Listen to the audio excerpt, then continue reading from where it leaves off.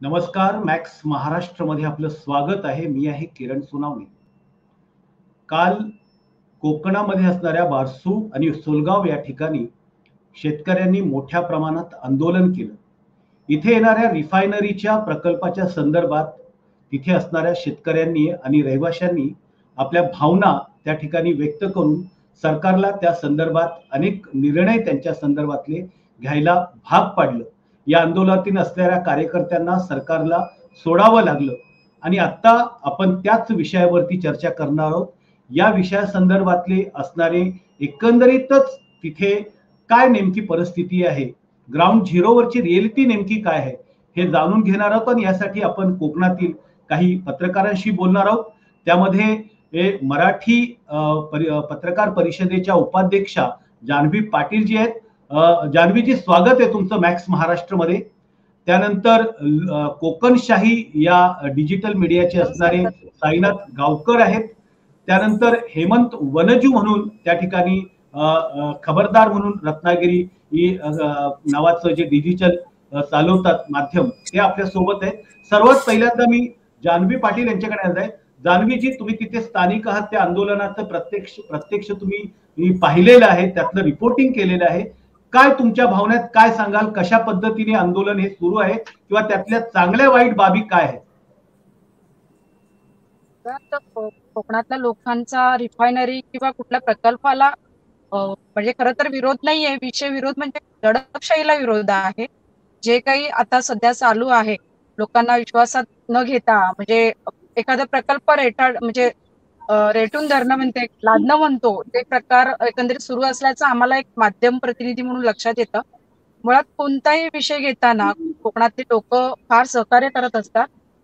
या विषयामध्ये लोकांना विश्वासात न घेतल्यामुळे हा प्रकार घडतोय असं स्थानिक ग्रामस्थांचं म्हणणं आहे. कोकणाला विकास हवा आहे, पर्यावरण पूरक प्रकल्प सुद्धा हवेत, कारण कोकणामध्ये दिवसेंदिवस बेरोजगारी वाढते.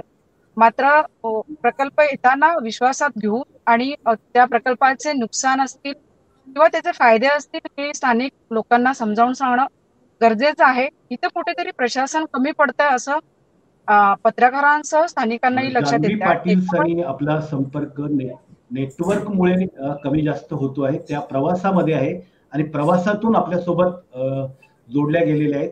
त्या परत जॉईन होतील. तोपर्यंत मी हेमंत वनजू यांच्याकडे जातो. हेमंतजी, तुम्ही तिथले स्थानिक आहात, काय सांगाल तुम्ही या संदर्भामध्ये? एकंदरीत हे जे प्रकल्प येऊ पाहतोय आणि अगोदर जे प्रकल्प आलेले आहेत, त्या प्रकल्पांची आता परिस्थिती काय आहे? त्याने रत्नागिरीतल्या म्हणजे रत्नागिरी परिसरातील लोकांचा खरोखर विकास झाला आहे का, रोजगार मिळाला आहे का, किंवा मग तिथल्या पर्यावरणावरती, तिथल्या नद्या असतील, हवामान असतील किंवा इतर गोष्टींवरती त्या संदर्भातला काय परिणाम झालेला आहे, काय सांगाल? यापूर्वीचे जे रत्नागिरी जिल्ह्यामध्ये जे काही प्रकल्प आले, त्यातील काही प्रकल्पांना येथील नागरिकांनी विरोध केला. यामध्ये थोडीफार आपल्याला असं पण म्हणता येईल की तिथे राजकीय फूस ही स्वाभाविकपणे असते. म्हणजे मतांचं राजकारण, मतांची गोळाबेरीज करून हे सगळे धोरणं ठरवली जातात. म्हणजे सत्तेत असेपर्यंत एक वेगळी भूमिका, सत्तेतून पायउतार झाल्यानंतर वेगळी भूमिका, आणि त्यामध्ये लोकांच्या मनामध्ये काही भलत्या असेल त्या गोष्टी टाकून द्यायच्या. हे आजवर चालत आलेलं आहे. त्याच्यामुळे कोकणामधले अनेक प्रकल्प गेले देखील आहेत. पण नागरिकांचा विरोध असून सुद्धा यापूर्वी देखील अनेक, म्हणजे फिनोलेक्स कंपनी घेतली, जिंदाल कंपनी घेतली, यावेळेला पण नागरिकांचा विरोध होता प्रकल्पासाठी. पण ते प्रकल्प आज पूर्ण क्षमतेने कार्यान्वित झालेले आहेत. आणि असे कार्यान्वित झालेले प्रकल्प आज त्या दोन प्रकल्पातून तरी फार मोठं असं काही प्रदूषण झालंय असं काही दिसत नाहीये. लोकांना, जान्हवीताईंनी जे सांगितलं ते बरोबर सांगितलं, लोकांना इथे प्रकल्प पाहिजेत. प्रकल्पाचं सगळ्यांनीच खरं म्हणजे कोकणातल्या लोकांनी स्वागत केलं पाहिजे. पण याबरोबर सरकारला एक मला असं सांगावं असं वाटतं की सरकारने समृद्धी महामार्ग केला. समृद्धी महामार्ग करताना शेतजमिनी घेताना मोठं आर्थिक पॅकेज घोषित केलं. मुंबई गोवा महामार्ग सुरू केला त्यावेळेला तर देखील सरकारने मोठं पॅकेज घोषित केलं. मग या नाणार रिफायनरीसाठी सरकार पॅकेज घोषित का करत नाहीये? त्याचबरोबर दुसरा गोष्ट असा आहे की हा प्रकल्प येण्याकून ही धनाढ्य लोकांना लागली होती आणि त्यांनी इथे मुबलक प्रमाणामध्ये लोकांकडनं कमी भावामध्ये जमिनी घेतल्या. तर त्या लोकांचं नेमकं काय होणार, हे सगळ्यात महत्वाचे प्रश्न आहेत आणि त्याच्याकडे सरकारने फोकस करणं सर्वात महत्वाचं आहे असं मला वाटतं. बरोबर आहे, पण तुम्ही तिथे काम करत असतात असं दिसतंय की सगळीकडे हा प्रकल्प ज्यावेळेस आला होता तर त्या ठिकाणी जी राजकारणी लोकांनी आणि पत्रकारांनी जी भूमिका घ्यायला हवी होती ती पुरेशी घेतली नाहीची सुद्धा ओरड या संदर्भामध्ये येते.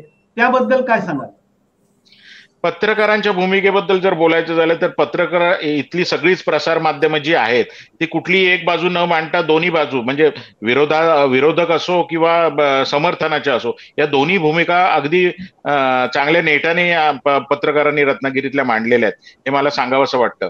आता एकाच दुसरा जर एकतर्फी बाजू लावून धरण्यापेक्षा जे काही शासनाकडून घडतं, प्रशासनाकडून घडतं, लोकांकडून घडतं, समर्थकांकडून घडतं त्या त्या प्रत्येक वेळी बातमीचं आम्ही वृत्तांकन आम्ही सर्व या माध्यमातून केलेलं आहे. बरोबर आहे. जान्हवीजी आपल्याशी परत जोडल्या गेलेल्या आहेत. जान्हवीजी तुम्ही बोलत होतात, माहिती देत होतात, तुमचा मुद्दा पुढे मांडा तुम्ही.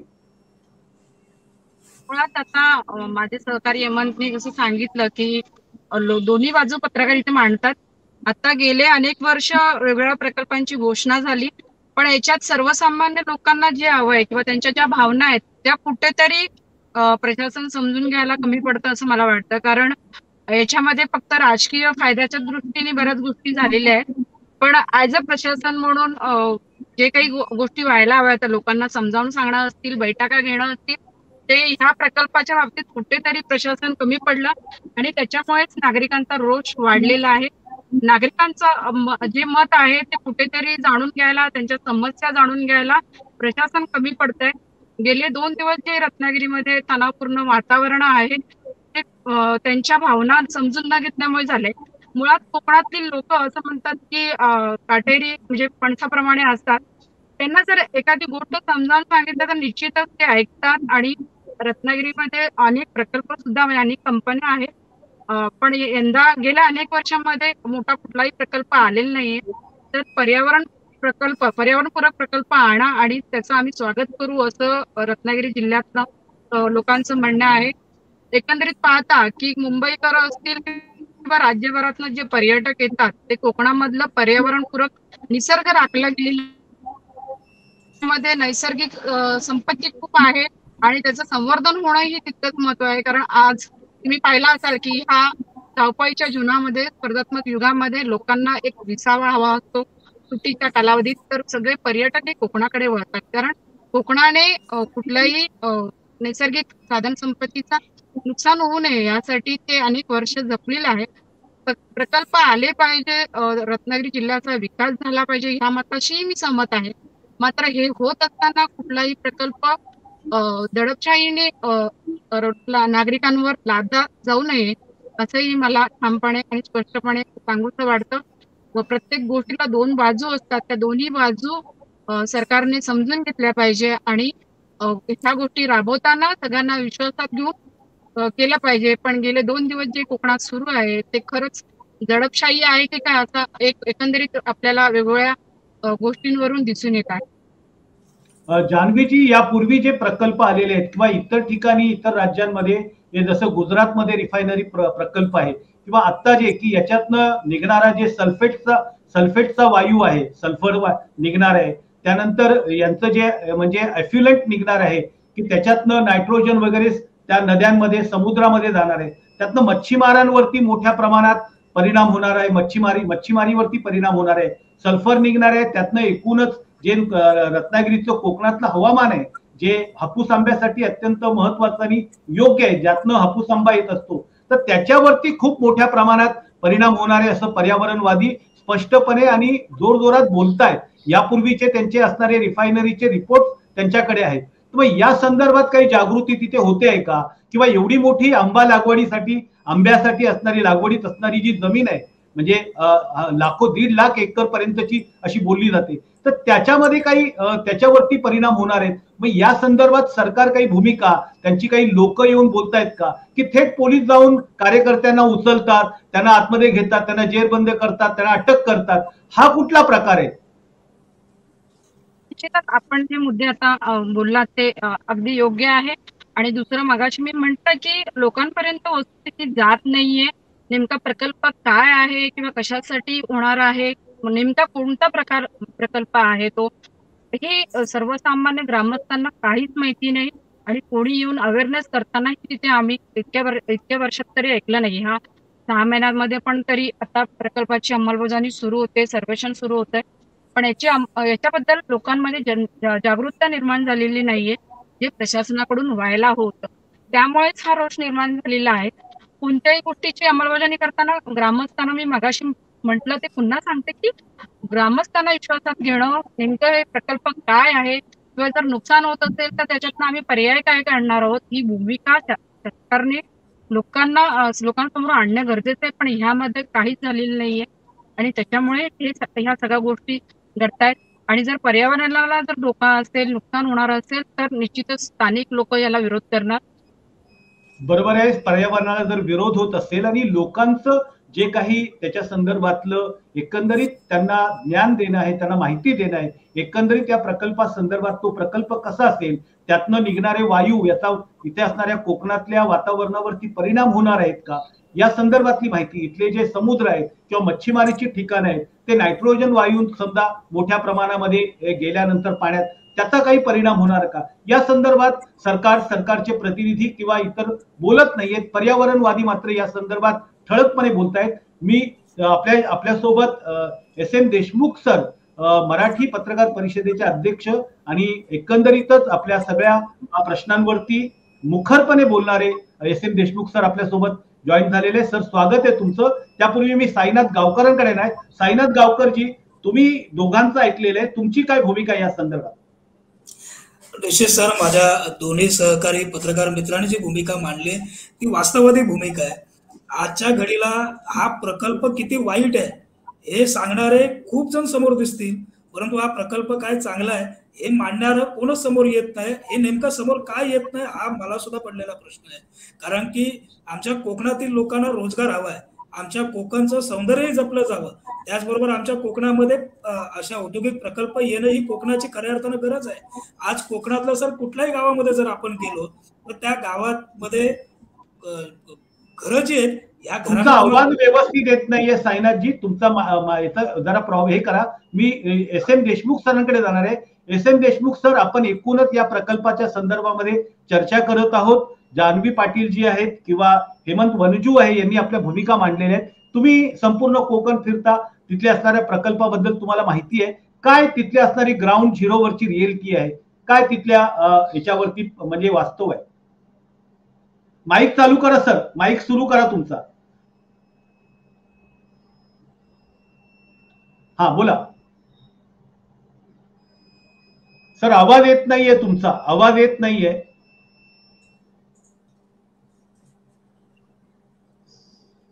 सरांचा आवाज येत नाहीये. मी पुन्हा साईनाथ गावकरांकडे जाणार आहे. साईनाथजी, तुम्ही बोलत होता तो मुद्दा जरा तुमचा पुढे मांडा तुम्ही.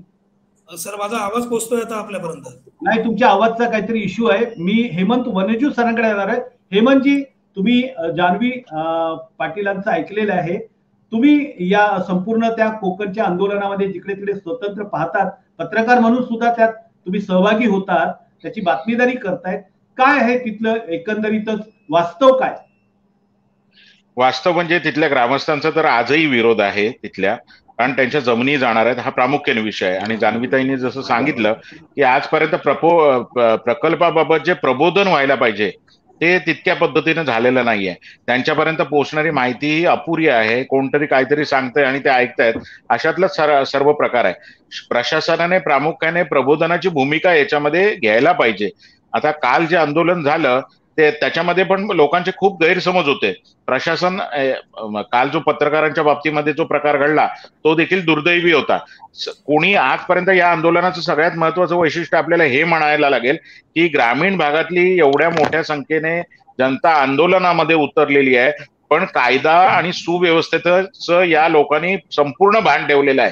आजपर्यंत कुणी हातात दगड घेतला नाही या आंदोलनामध्ये, कुठेही अतिरेकी कारवाया झाल्या नाहीत. हे खरं म्हणजे कौतुकास्पद आहे या ग्रामीण भागातील जनतेने केलेलं. बरोबर आहे. लोक शांतपणे लोकशाही मार्गाने आपलं आंदोलन करतायत.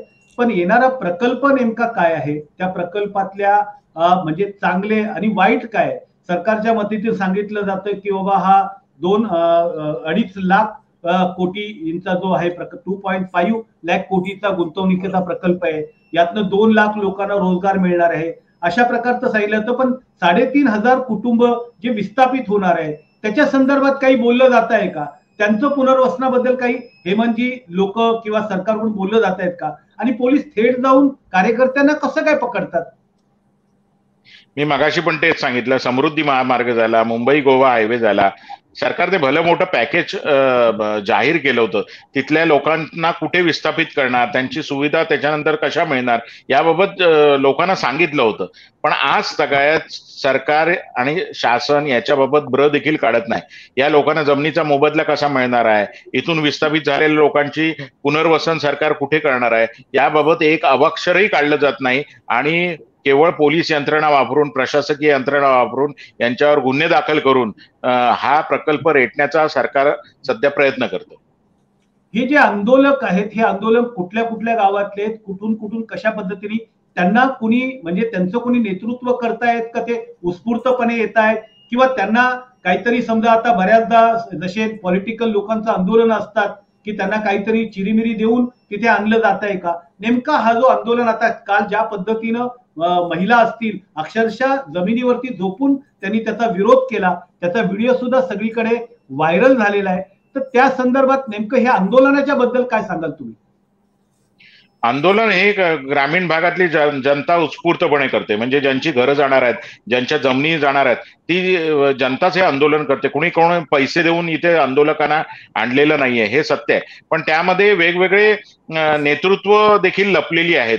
एक म्हणजे शिवसेनेनं आता भूमिका घेतलेली आहे या आंदोलन, म्हणजे ठाकरे गटाने भूमिका घेतलेली आहे की आंदोलनाच्या रिफायनरीच्या विरोधातली भूमिका घेतलेली आहे. त्याचबरोबर या आंदोलकांचे देखील मुंबईमध्ये राहणारे काही नेते मंडळी आहेत, त्यांच्या मार्गदर्शनाखाली हे आंदोलन संपूर्णतः चालू आहे. पत्रकारांना तिथे 2 किलोमीटरच्या आतमध्ये प्रवेश दिला नाही. नेमकं कसलं मातीचं परीक्षण चालू आहे, काय चालू आहे? त्यांना तिथून हुसकावून लावलं पोलिसांनी. म्हणजे अक्षरशः काही वृत्तवाहिनींच्या पत्रकारांना असं बाजूला खेचत नेऊन पोलिसांनी नेल्याचं म्हणजे जी म्हणजे दृश्य आहेत ती प्रसारित झाल्याची पाहतायत. थोडंसं काही झालं तर पत्रकार लगेच निषेधाच्या किंवा त्याच्या संदर्भात आवाज उठवतात. पण एवढं होऊन सुद्धा ह्या दंडेलेशाहीच्या विरोधात पत्रकारांनी काय केलं असं काही तिथे समोर मोठ्या प्रमाणात दिसत नाहीये. त्याबद्दल काय सांगाल? नाही, काल ही घटना सकाळी 10-11च्या सुमारास घडल्यानंतर त्याची तातडीने दखल आम्ही इथे रत्नागिरीमध्ये घेतली. तिकडनं नेटवर्कचा खूप इश्यू होता, त्याच्यामुळे माहिती घ्यायला थोडा उशीर झाला. पण दुपारी 12च्या दरम्यानमध्ये रत्नागिरीतल्या सर्व पत्रकारांनी एकत्र येत आंदोलन केलं. काळ्या फिती लावून या जी घडामोड घडली, दमदाटी किंवा दडपशाही घडली, त्याच्याबाबत पत्रकारांनी निषेध व्यक्त केला. आता मी तुम्हाला सांगतो, हे पत्रकार जे तुम्ही म्हणताय बाहेर जे ठेवले होते, एका हद्दीच्या आतमध्ये यांना कुणी घेतलं तर यांना पोलिसांनीच आत घेतलं. म्हणजे पोलिसांच्याच परवानगीने तिथे चित्रीकरण करण्यासाठी किंवा वार्तांकन करण्यासाठी प्रतिनिधी पोहोचले होते. मग त्यांना बाहेर का काढलं तिथून? म्हणजे जोपर्यंत पोलिसांची म्हणजे शासनाच्या भूमिकेच्या बाजूने जोपर्यंत चाललेलं होतं तोपर्यंत पत्रकार तिथे पाहिजे. आणि तुमच्या विरोधात जेव्हा भूमिका असेल, लोकांनी घेतलेली भूमिका हा जेव्हा पत्रकार दाखवत असेल तेव्हा त्याला हात धरून बाहेर काढायचं, ही योग्य भूमिका नव्हे ना. याचा निषेध रत्नागिरीतल्या पत्रकारांनी सर्वांनी एकत्र येऊन केलेला आहे कालच. बरोबर आहे. मी साईनाथ गावकरांकडे येत आहे. साईनाथजी, तुमचा माईकचा प्रॉब्लेम सुटला असेल तर तुम्ही तुमची भूमिका मांडा. तुम्ही हेमंतजी जे बोलले आणि जान्हवी पाटील जे बोलले ते ऐकलेले आहेत, काय सांगाल? देशे सर, आता माझा आवाज पोहोचतोय का आपल्याकडे? हो, पोहोचतोय, बोला. देशे, खरं तर सर माझ्या दोन्ही सहकारी पत्रकार मित्रांनी मांडलेली भूमिका सत्य आहे. कारण की प्रकल्प वाईट किती आहे हे लोकांपर्यंत मोठ्या प्रमाणामध्ये पोहोचलं, परंतु हा प्रकल्प काय करू शकतो, प्रकल्प एकूणच जीवनमानामध्ये कशा पद्धतीने बदल करू शकतो, सकारात्मक फायदे काय हे आजपर्यंत लोकांपर्यंत पोहोचले नाही. हे नेमके का पोहोचले नाहीत, का पोहोचवले जात नाहीत, हा खरं तर पत्रकार म्हणून मला सुद्धा प्रश्न पडलाय. आंब्याच्या बाबत एकूणच आंब्यावरती परिणाम होईल, मासेमारीवरती परिणाम होईल, असंही जे काही विरोधक असतील यांच्याकडनं जे सांगितलं जातं सर, परंतु त्याच्यामध्ये स्पष्टता नाहीये नेमका कशा पद्धतीने हा परिणाम होईल. साईनाथजी, तुमचा आवाज बरोबर येत नाहीये, तुमचं काहीतरी खरखर चालू आहे. आपण हेमंत वंतू यांच्याकडे येणार. हेमंतजी, ह्या सगळ्या ज्या भूमिका वेगवेगळ्या पद्धतीने येत आहेत, तिथलं राजकीय गणित कसं काय या प्रकल्पाच्या बद्दल? आता आपण जर पाहिलं तर जे सत्तेत येतात ते लगेचच्या लगेच या प्रकल्पाचं समर्थन करतात आणि सत्तेत नसले की त्याला विरोध करतात. आता तुम्ही जर पाहिलं तर जे आता उदय सामंत जे आहेत उद्योग मंत्री, तर त्याच्यावर सत्तेत होते त्यावेळी ते या प्रकल्पाच्या विरोधात होते आणि हे विरोधात असताना आता सत्तेत आल्याच्या नंतर ते याच्या बाजूनी बोलायला लागले. हा काय गोड बंगाल आहे? नाही, कोकणचं सगळ्यात मोठं दुर्दैव तर हेच आहे की तुम्ही बोललात ते खरं आहे, सत्तेत असताना एक वेगळी भूमिका आणि सत्तेतून पाय उतार झाल्यानंतर दुसरी भूमिका. आता एक याच्यामध्ये आज सकाळी एक ट्विस्ट आलेला आहे की आतापर्यंत ठाकरे गट या म्हणजे सत्तेत असताना त्यांनी उद्धव ठाकरे साहेबांनी स्वतः पत्र दिलं होतं मुख्यमंत्री असताना बारसू बाबत, म्हणजे बारसू जागेची सूचना यांनीच पंतप्रधानांना दिली होती. आणि आज सकाळी म्हणजे आता सत्तेतून पाय उतार झाल्याने शिवसेनेने वेगळी भूमिका घेतली. रत्नागिरीतून आज सकाळी विनायक राऊत, खासदार विनायक राऊत आणि आमदार वैभव नाईक हे दोघेही बारसूला रवाना झाले या विरोधकांना समर्थन देण्यासाठी. आणि त्याच वेळेला त्यांच्यामध्ये आमदार राजन साळवी जे त्या भागातले आमदार आहेत ते तिथे नव्हते. त्यांनी 10 वाजता बरोबर आज ट्विट करून सांगितलं की माझी भूमिका ही समर्थनाची आहे. आमदार राजन साळवी हे शिवसेनेचे आमदार आहेत, ठाकरे गटाचे कट्टर शिवसैनिक म्हणून ओळखले जातात, पण त्यांची भूमिका ही वेगळी आहे. आता नेमकं याच्यामध्ये काय म्हणायचं, म्हणजे सत्तेसाठी केवळ आणि मतांच्या राजकारणासाठी इथल्या कोकणी भोळ्या भाळ्या जनतेचा वापर केला जातोय, एवढंच याच्यातून निष्पन्न होतंय. बरोबर आहे. साईनाथजी, तुम्ही काय सांगाल याच्या संदर्भामध्ये? खरं तर ना सर, रिफायनरीचा हा जो खेळ खंडोबा आहे ना, हा खेळ खंडोबा या सरकारनेच केलेला आहे, लोकप्रतिनिधींनी केलेला आहे. रिफायनरीचा खेळ खंडोबा आजची ही स्थिती रिफायनरीच्या बाबत नेमकी का आली आहे, कोणामुळे आली आहे? तर या राजकारणांमुळेच आली आहे. फक्त मताची गणितं घालायची. ज्यावेळी मोठ्या संख्येनं विरोध आहे त्यावेळी. साईनाथजी, तुमचा आवाजाचा प्रॉब्लेम काही दूर झालेला नाहीये, माफ करा, तुम्हाला घेता येत नाहीये. हेमंतजी, शेवटच्या मुद्द्याकडे आपण येऊया.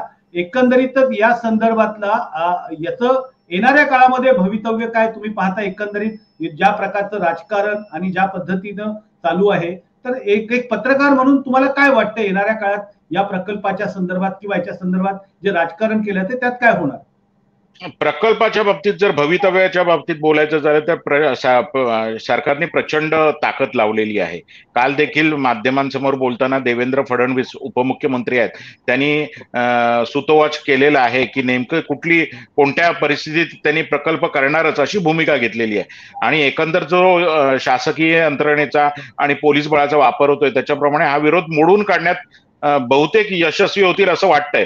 कारण काल एका दिवसातच हा संध्याकाळला विरोध मावळला आणि काही विरोधी होते त्यांच्यातील प्रतिनिधींना बोलवून त्यांच्यासोबत प्रशासनाने बैठक देखील घेतली आणि हा बैठकीचा सिलसिला यापुढे देखील चालू राहणार आहे. माती परीक्षणाचं काम सुमारे 15 ते 20 दिवस चालू शकतं याच्या पुढे. पण हा विरोध आता राजकीय पक्षाचं पाठबळ यांना किती मिळतंय, म्हणजे शिवसेनेचं ठाकरे गटाचं पाठबळ यांना किती मिळतंय, राष्ट्रवादीचं किती मिळतंय, काँग्रेसचं किती मिळतंय, याच्यावर हा उठाव कुठपर्यंत तग धरू शकेल हे सांगता येईल.